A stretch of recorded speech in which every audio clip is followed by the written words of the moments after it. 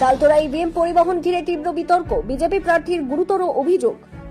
বাঁকুড়া সালতোরা বিধানসভার তিলুরি এলাকায় ইভিএম পরিবহনকে কেন্দ্র করে চাঞ্চল্যকর পরিস্থিতির সৃষ্টি হয়েছে।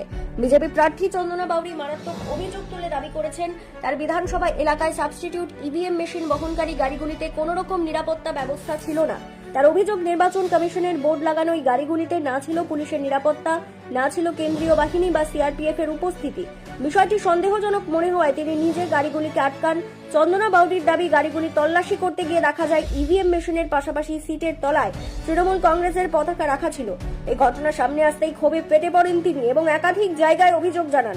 পরিস্থিতি ক্রমেই উত্তপ্ত হয়ে ওঠে। বিজেপি প্রার্থী হুঁশিয়ারি দিয়ে বলেন, যদি এই ঘটনার সঠিক তদন্ত ও বিচার না হয় তবে তিনি ওই গাড়িগুলিকে আগুন লাগিয়ে দেওয়ার মতো কঠোর পদক্ষেপ নিতেও পিছপা হবেন না।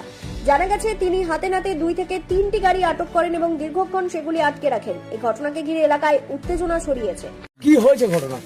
দেখুন, আমি তো ফিল্ডেই ছিলাম, বিভিন্ন বুথে যাচ্ছিলাম এবং কত পোলিং হয়েছে বা কোন জায়গাতে অনেক জায়গাতে টাকা পয়সা দিচ্ছে সেগুলো আমি ঘুরে ঘুরে দেখছিলাম এবং আমাদের যে অবজারভার আছেন তাকে আমি সেগুলো মেসেজ করছিলাম এবং জানাচ্ছিলাম যে এই জায়গায় এই অসুবিধা হচ্ছে। তো ঘুরতে ঘুরতে আমি ফোন পাই যে এখানে আমাদের যিনি ইলেকশন এজেন্ট আছেন উনি 2টা গাড়িকে আটকাইছেন, একটা গাড়ি মানে রানসে বেরিয়ে গেছেন। যদি ওনাদের কোনো কিছু করার ইচ্ছাই না ছিল তাহলে ওরা ভয়ে পালাচ্ছে কেন, পালিয়ে কেন যাচ্ছে? নিশ্চয়ই কোনো চুরির কোনো মতলব ছিল, এই ইভিএম গুলো পাল্টানোর কোনো মতলব ছিল। আজকে তিলুড়ির যে 100 কত নম্বর বুথে যেন 164 আর 65 নাম্বার বুথে এখানে একটা গাড়িকে আটকাতে পারা গেছে। মানে এত রানসে যাচ্ছে, সেখানে কোনো পুলিশ নাই, কোনো কিছু নাই, উইদাউট সিকিউরিটিতে ইভিএম নিয়ে যায় কি করে? পুলিশ বলছেন আমাদের গাড়ি খারাপ হয়ে গেছে। গাড়ি যদি খারাপ হয়ে গেছে, একজন পুলিশ অফিসার তো এই গাড়িতে চাপতে পারতো, তার জায়গা ছিল তো। একজন ড্রাইভার বসে আছে, পাশে তো একটা সিট খালি আছে, নাকি পুলিশের ওই এসি গাড়ি চাই? এসি গাড়ি মনে করছেন? আমার তো মনে হচ্ছে পুরো এখানের যে বিডিও, ডিএম, এখানের যারা প্রশাসনিক জায়গায় বসে আছেন সেই তারাই করছেন। দলীয় পতাকা গাড়ির ভিতরে আমি এসে পরে, এরা তো লক্ষ্য করে নাই, আমি এসে খুললাম, দেখছি 2টা দলীয় পতাকা রয়েছেন।